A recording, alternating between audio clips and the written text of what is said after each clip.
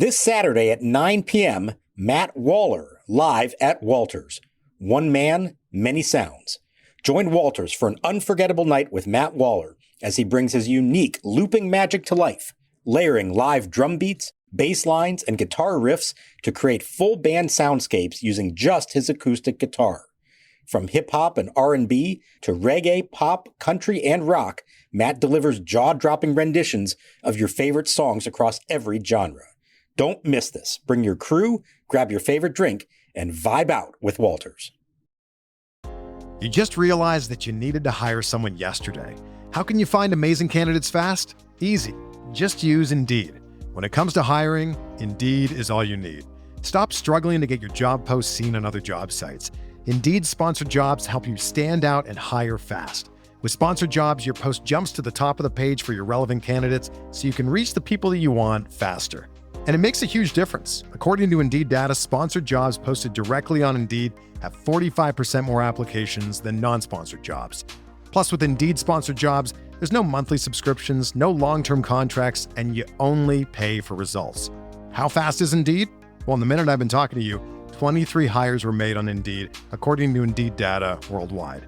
There's no need to wait any longer. Speed up your hiring right now with Indeed. And listeners of this show will get a $75 sponsored job credit to get your jobs more visibility at Indeed.com/BWN. Just go to Indeed.com/BWN right now and support our show by saying that you heard about Indeed on this podcast.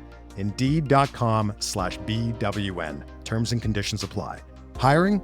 Indeed is all you need.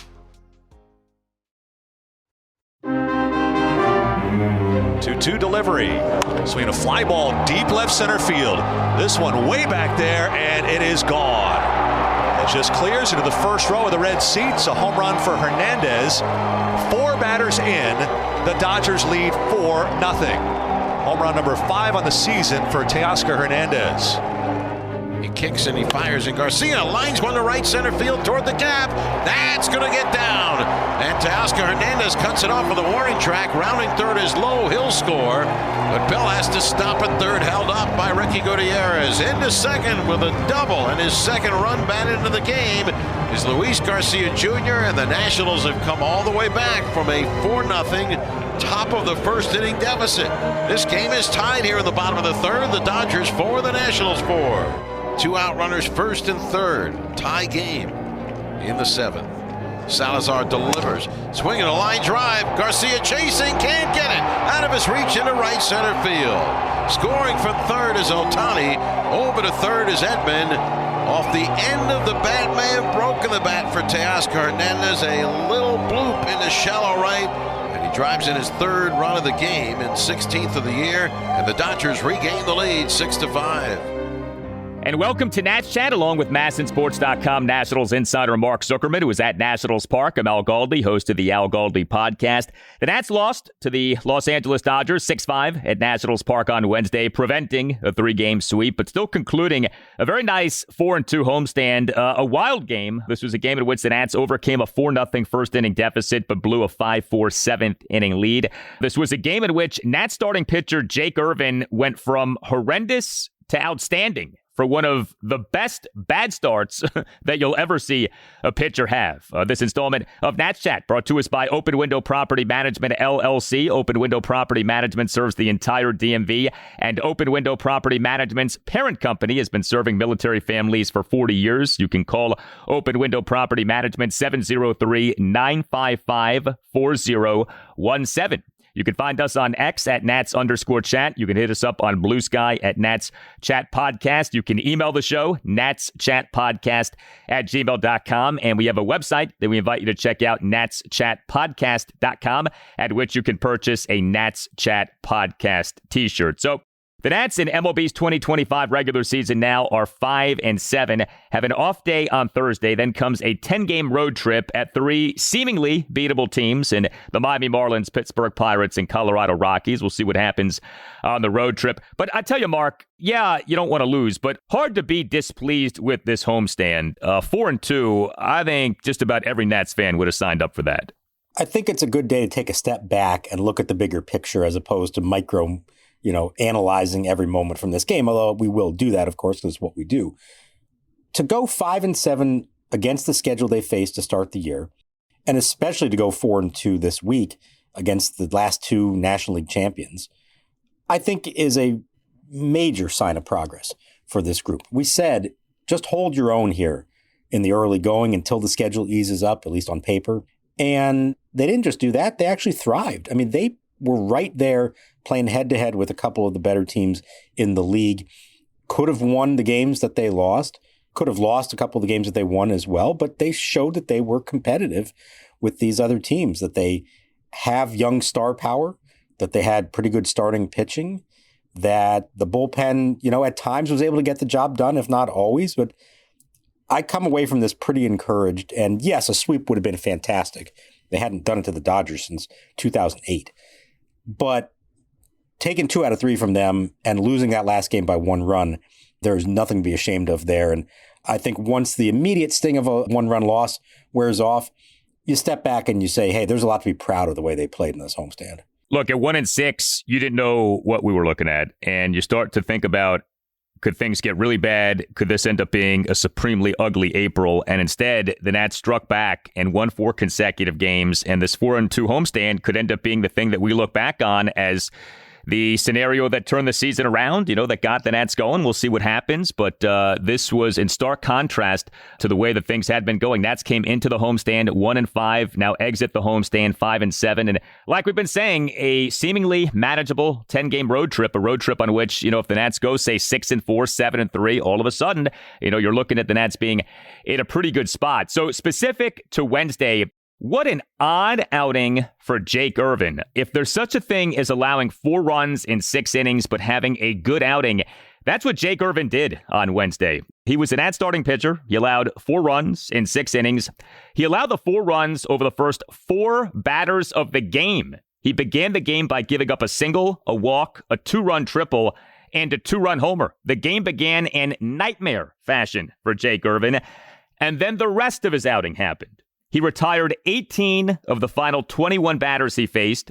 He allowed 4 runs without recording it out. He then retired 18 of the final 21 batters he faced. He finished with 7 strikeouts versus 3 walks and 4 hits, which were the homer, the triple, and 2 singles. He threw 103 pitches, 66 strikes versus 37 balls. You can't ignore the fact that the game started the way that it did, but that he ended up taking what looked like a blow-up start and turning it into an outing in which he lasted for 6 innings. I give Jake Irvin a lot of credit for that. Tons of credit. And it's why you can't just look at a box score, see the pitching line, and evaluate what the start was based off of that, because that really doesn't begin to tell the story of his outing. Yes, a nightmare start to the afternoon with 4 straight batters, not just reaching, but scoring as well. And what was going on there? A lot of mislocations. Also, might have been squeezed a couple of times by Chris Guccione, the plate umpire. He didn't say it out loud, but he kind of reading between the lines, picked up on some of that. But what he then did in brushing that off, and he understood he couldn't afford to get pulled early. Not after using the bullpen game the day before. He was going to have to give them some length in this one. He understood that, and he said, okay, this isn't about me anymore. This is about a team game. This is about me going as far as I possibly can in this game and at least keeping it competitive so that my teammates have a chance to come back. They did their part, immediately scoring 3 runs in the bottom of the inning. That probably was a boost to him as well. But he flipped a switch, attacked hitters, didn't waste hardly anything along the way. And the underrated big thing that he did, I think, he has a 9-pitch top of the 5th, and that leaves him at 92 for the day. And that's just low enough that Davey Martinez was comfortable sending him back out for the 6th, and he had a quick 1-2-3 6th. And all of a sudden, you've gone 6 solid innings on 103 pitches when he had 37 after the first and even 86 after the 4th. After the 4th, you're not thinking 6 innings from him. He was able to get quick outs and allow him to get that far in the game, which was a huge difference for a bullpen that needed a breather after the bullpen game the day before. Yeah, I mean, after those first 4 batters, you're not thinking 2 innings from Jake Irvin. You're thinking this could be one of these, dare I say, Patrick Corbin-like blow-up outings where it's, 6 runs in 2/3 of an inning or, 8 runs in an inning and a third or something like that. And instead, he ends up lasting for the 6 innings. Now, you take a step back with Irvin. So 3 starts now, 11-6 loss to the Philadelphia Phillies at Nationals Park, March 29th, 2 runs in 5 innings, 6-4 loss to the Arizona Diamondbacks at Nationals Park last Friday evening, 4 runs in 5 innings, and now this outing with the 4 runs in 6 innings. It has not been a great start to his regular season. So I do think that we have to note that. I mean, you can't just ignore what happened to begin this game, but it's not a normal 4 runs in 6 innings type of outing. So I think you have to give him proper credit, while also saying 3 starts, the ERA is at 5.63, the whip is at 150. So he needs to be better. But man, if he can pitch like he did after giving up those 4 runs moving forward, you've got yourself a really good pitcher. And, it stands out too, against this lineup, things can unravel quickly and can get really ugly. So it's not just that he got things together, it's that he got things together against this lineup, which you would think in theory would make it very difficult to get things together. Right. And I think there's an important point in there, which is if this is him at his worst, then he's going to be just fine because he didn't allow it to get out of control, which he did during some of those rough starts in the second half of last season. So no, he hasn't been on yet. He hasn't been at his best. But if this is his worst, he actually has done a really good job in 3 starts of minimizing the damage and providing some length for them. In this case, good length getting through the 6th inning. You want to see, that next step. Maybe in the next start, he can come out, look more like the Jake Irvin we saw in the first half last year, where you're getting 6, even 7 innings and maybe 2 runs from him with a very low pitch count. The velocity was okay. We were all watching that. I know it's been something to keep an eye on. It was fine. It was kind of mid-90s. That wasn't the issue. The curveball maybe wasn't as sharp early on, but it came back. 7 strikeouts, again, against some really good hitters. He struck out Ohtani. He retired some very good quality hitters in the Dodgers lineup. And you come out of that and say, maybe he hasn't been everything they want him to be through 3 starts, but he has at least given them a chance and not let things get out of control. And that's at least a decent jumping off point for him now to try to get better. The Nats are getting innings from their starters, if not good outings from the team starters. But routinely, you're seeing Nats starting pitchers last for 5-6 innings, which these days counts for length. And you're not seeing blow-up starts. And Nats starters have done a good job of avoiding, lasting for just 3 or 4 innings and really putting the bullpen in a bind. And so that does make what is happening with our Nationals bullpen even more disappointing. The streak does continue. Nats relievers have allowed at least 1 run in every Nats game this regular season. Wednesday, 3 Nats relievers combined to allow 2 runs in 3 innings. So the culprit in this game, Eduardo Salazar, he allowed 2 runs in 2/3 of an inning. Top of the 7th, faced 6 batters, got just 2 outs, gave up a 1-out solo homer by Andy Pages to left field on an 0-2 pitch to tie the game at 5.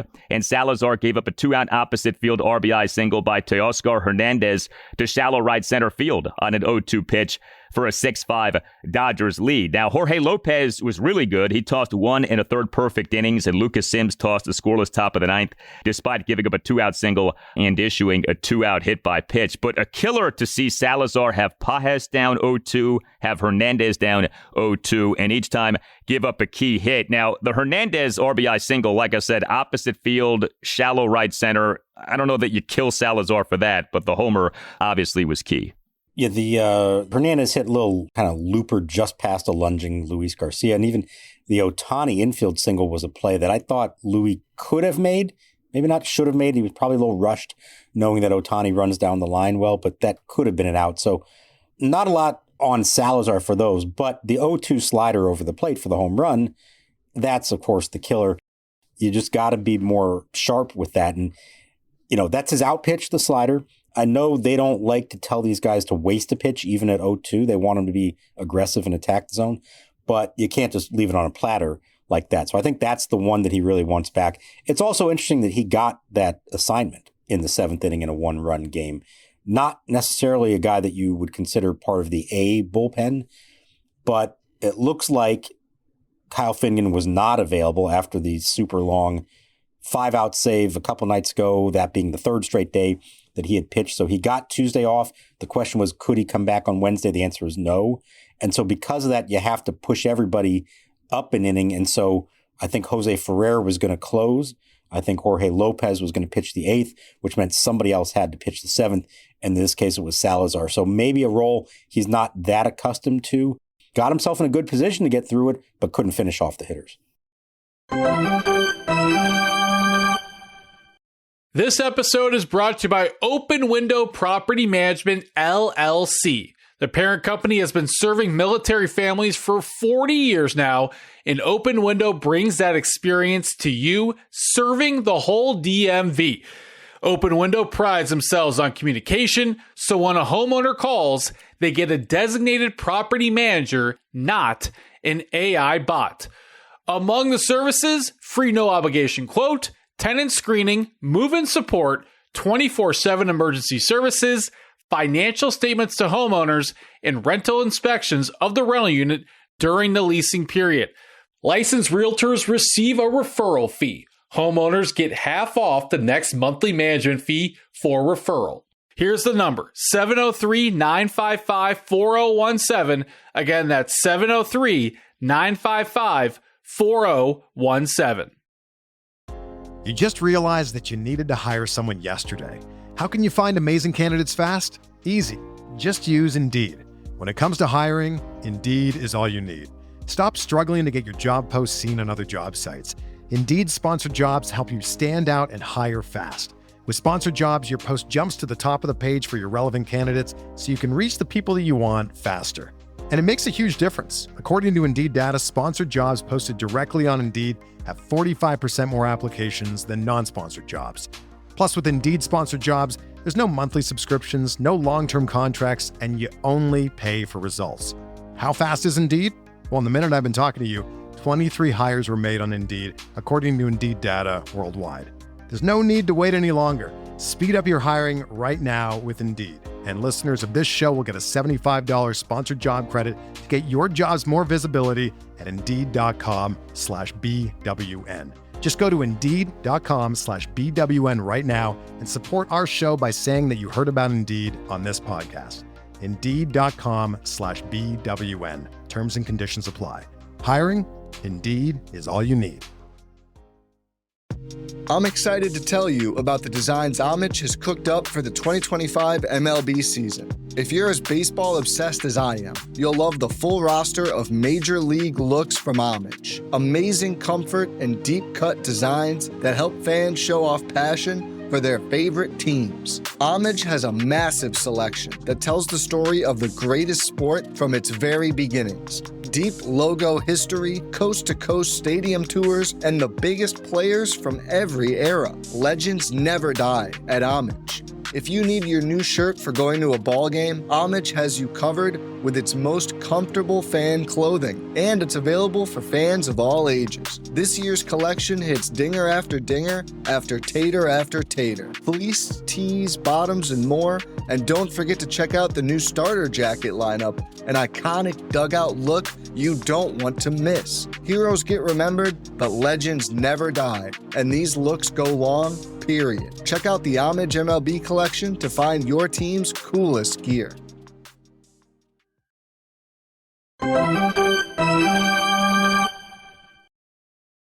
3-2 the count. Abrams trying to get it started. The pitch. Swinging a long drive right field. Way back it goes. And C.J. Abrams has a leadoff home run into the second deck over the bullpen. Well, that'll start the comeback bid. Dodgers 4, Nationals 1. Homer number 4 this season for Abrams. Leadoff homer number 2 and number 9 in his career. There was not much doubt about it. The Nats offense in this 6-5 loss to the Dodgers on Wednesday was good, although in an odd way. So the Nats had 5 runs on a mere 5 hits and scored 5 runs despite going just 1 for 6 with runners in scoring position. The 5 hits were a home run, a double, and 3 singles, and the Nats drew 7 walks. So the offense was good, not in the most conventional of ways, but, 5 runs is pretty good. 7 walks is outstanding. C.J. Abrams was back. He was the Nats starting shortstop and number 1 batter in his return from a 2-game absence caused by a tight right thigh, and he homered. 1 for 5 with a solo homer, and he had a stolen base. Abrams in a Nats 3-run first, leadoff full count homer to right field to cut the Nats deficit to 4-1, despite having been down in the count at 1.12. So a few things standing out. Again, early game offense for the Nats. Man, has that been a trend lately? It really was a trend throughout the homestand for the Nats, and Abrams is homering like crazy so far this season. So good to see. 4 homers in hhis last 7 games. He had the 2 days off dealing with the hip issue, but when he's played, yeah, that's been a huge thing for him. And interestingly enough, go back to last year, the Nats faced Landon Knack, the Dodgers starter, in his major league debut. How did that game start? With a C.J. Abrams homer. He did it again against him in this one. So something about that matchup, obviously he really likes. That's been great to see what he has done. And it really helped get the sting away from the awful top of the first to come right back, get the one, and then the rest of the guys come through with some very patient at-bats against Knack. They end up making him throw more pitches than Irvin did in the first inning, 41 of them. It was a super long first inning between these two teams.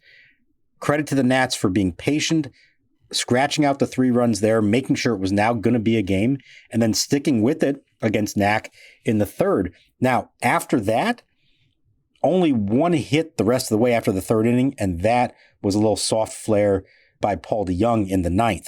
So we have seen, bizarrely, it was the first week of the season, I'll say, very little early offense against starters, but then they would come on late against relievers.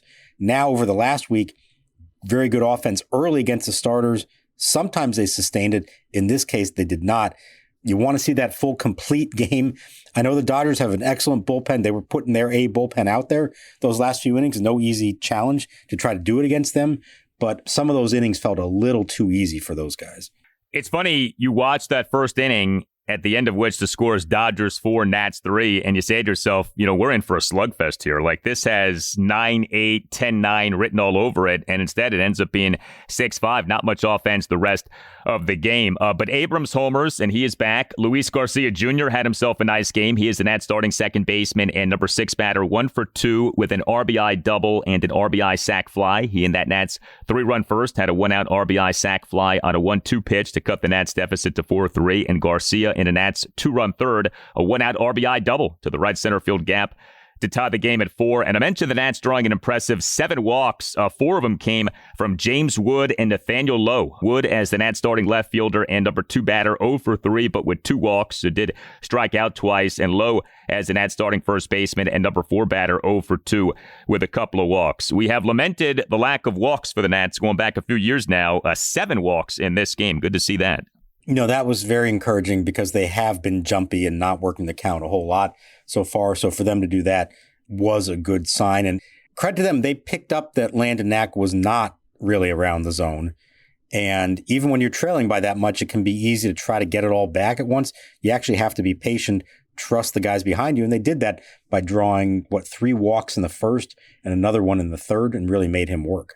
Yeah, walks are a funny thing. They're not sexy. We get that.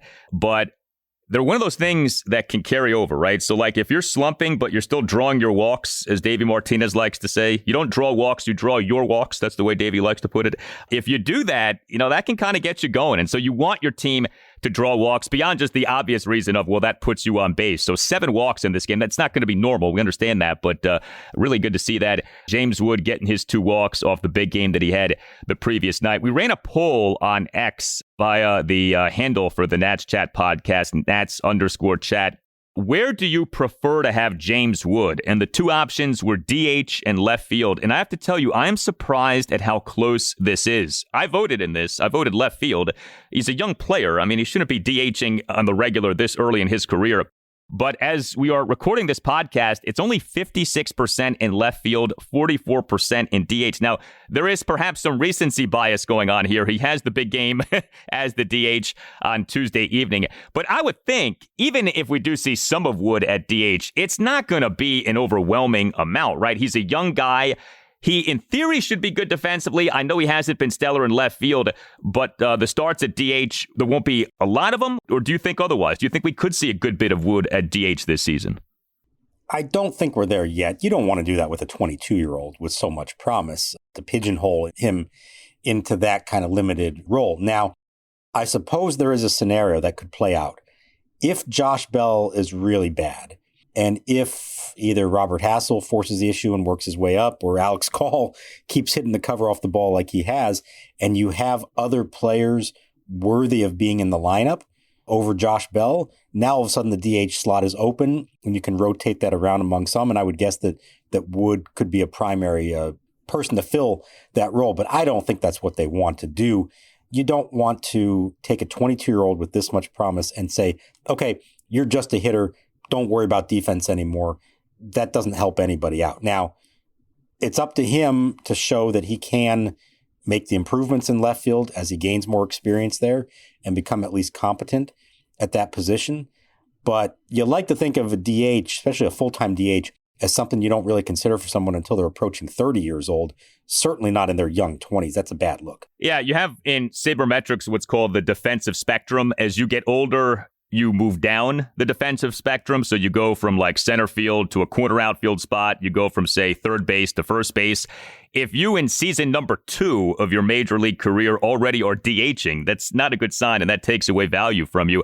I think with Wood, there still is a lot of potential defensively. Like, I don't think you give up on the guy defensively now. If he was good enough to play center field in the minors, he should be good enough to figure out how to be a competent, if not quality, left fielder in the majors. It's maybe taken a little more time than we anticipated, but I mean, he still should be able to do that. Hey, it's Al Galdi for Window Nation, which is offering another tremendous deal to listeners of the Nats Chat podcast. 4 free windows for every 4 windows that you buy, and you pay nothing until 2027. This offer is good through April 30th, so hurry. Schedule your free estimate at 866-90Nation or windownation.com and tell Window Nation that you want the deal that you heard about from Al Galdi on the Nats Chat podcast. There's no limit to how much you can save, and if you buy a house full of windows, Window Nation will include a free entry door. Window Nation partners with the top window manufacturers in the nation to build windows to their high-quality specs. Then Window Nation passes the savings on to you. You'll protect your home with some of the best windows that you can buy at a fraction of the price of other brands, and you'll increase the value of your home. 4 free windows for every 4 windows that you buy, and you pay nothing until 2027. The offer is good through April 30th. Call 866-90Nation or visit windownation.com and tell Window Nation that you want the deal that you heard about from Al Galdi on the Nats Chat podcast. Tim Shover's here to tell you about Babbel. Did you know that the Nats are on the Spanish radio airwaves for the 2nd consecutive season? Joven. Batazo fuerte por la línea izquierda. La bola se va, se va. Se fue la fruta.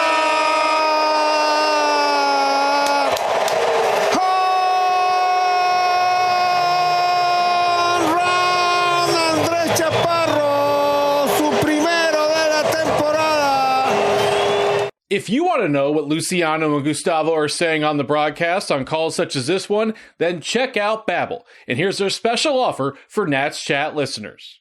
60% off subscriptions at babbel.com/natschat. Get up to 60% off at babbel.com/natschat. That's spelled BABBEL.com/natschat. babbel.com/natschat. Rules and restrictions may apply. You just realized that you needed to hire someone yesterday. How can you find amazing candidates fast? Easy. Just use Indeed. When it comes to hiring, Indeed is all you need. Stop struggling to get your job posts seen on other job sites. Indeed sponsored jobs help you stand out and hire fast. With sponsored jobs, your post jumps to the top of the page for your relevant candidates so you can reach the people that you want faster. And it makes a huge difference. According to Indeed data, sponsored jobs posted directly on Indeed have 45% more applications than non-sponsored jobs. Plus, with Indeed sponsored jobs, there's no monthly subscriptions, no long-term contracts, and you only pay for results. How fast is Indeed? Well, in the minute I've been talking to you, 23 hires were made on Indeed, according to Indeed data worldwide. There's no need to wait any longer. Speed up your hiring right now with Indeed. And listeners of this show will get a $75 sponsored job credit to get your jobs more visibility at Indeed.com/BWN. Just go to Indeed.com/BWN right now and support our show by saying that you heard about Indeed on this podcast. Indeed.com/BWN. Terms and conditions apply. Hiring? Indeed is all you need.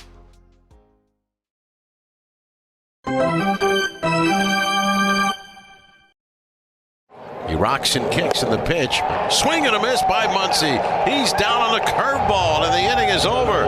What a finish by Jake Irvin. Really, after after those first 4 batters in the first inning. What a job he has done. He's going to get a hand, and he deserves it. That is a professional effort to pull yourself off the mat after you got knocked to the canvas 4 batters into the game.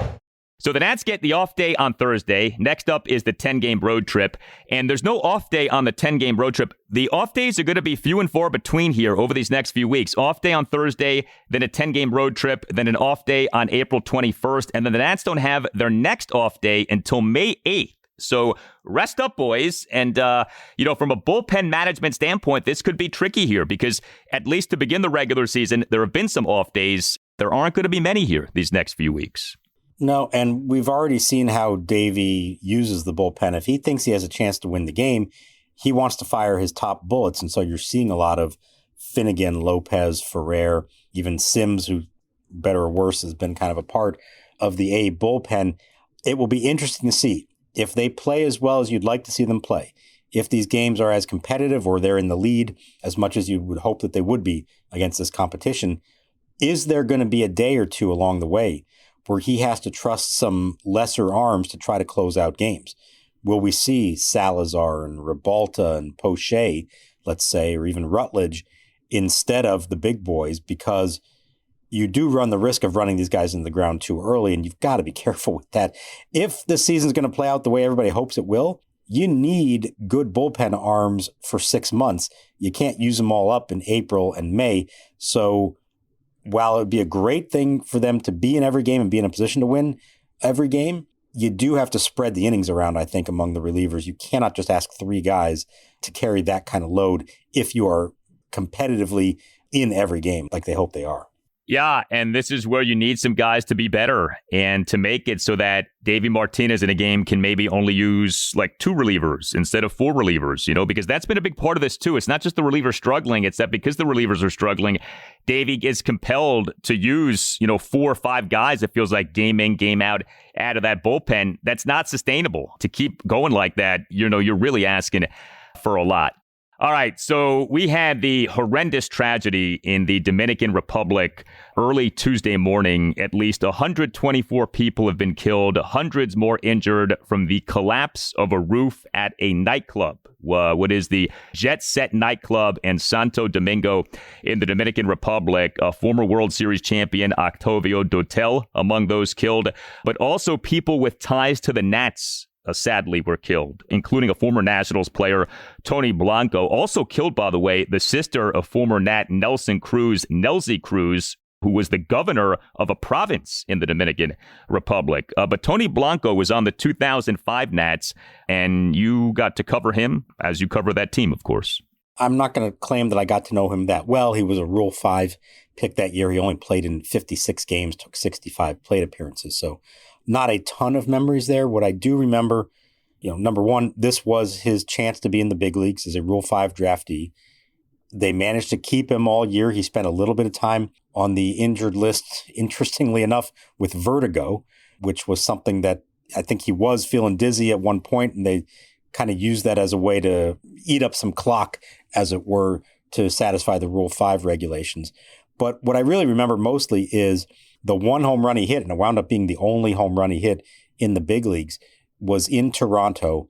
And he was so excited about it. And his teammates bought him, I think it was like a gold watch to celebrate that occasion. There were a lot of veterans on that first inaugural team, some guys with some history, and he was one of the few who did not have it. And so they kind of took him under their wing and really celebrated that moment for him. Now, what's strange is that that's the only year he played in the big leagues, but he actually had a very long and productive career in Japan. He went and spent like a good decade playing abroad, and he hit 201 home runs in Japan.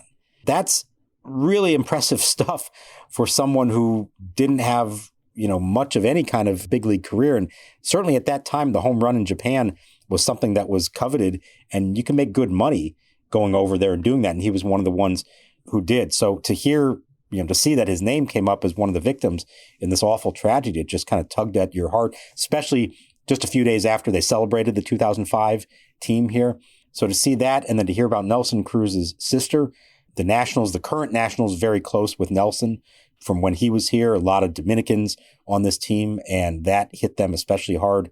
What an awful awful tragedy that was on a night when everyone's out having a great time, enjoying a concert, to have it end like that is just horrible. And you can tell how it just affects the whole baseball community. Even if these players weren't necessarily tied to all other organizations, the baseball community is tight, and especially the Dominican baseball community. And the fact that there were 3 people there at least with ties like that, it kind of shows you the bond that they all have, even away from the major leagues. Well, if you're talking MLB, NFL, NBA, not a single one of those leagues is more closely affiliated with another country than MLB is with the Dominican Republic, right? Like, MLB is filled with players from the Dominican Republic. It is incredible when you think about the size of that country, and yet the amount of not just players who have come out of that country, but quality players who have come out of that country. So yeah, it stands out when things happen there, and obviously just awful what took place. This installment of the Nats Chat podcast brought to us by Open Window Property Management, LLC. Open Window Property Management serves the entire DMV, and Open Window Property Management's parent company has been serving military families for 40 years. Give it Open Window Property Management a call at 703-955-4017. All Nationals radio highlights on Nats Chat are courtesy of 106.7 The Fan. For Mark Zuckerman, I'm Al Galdi. We thank you for listening, and we'll talk to you next time on the Nats Chat podcast.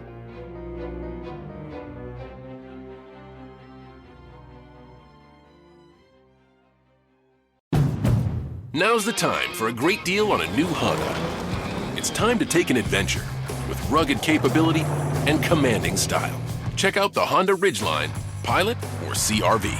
For a limited time, well-qualified buyers can get a 3.99% APR on a 2025 Pilot, a 1.99% APR on a 2025 Ridgeline, or a 2.99% APR on a 2025 CR-V.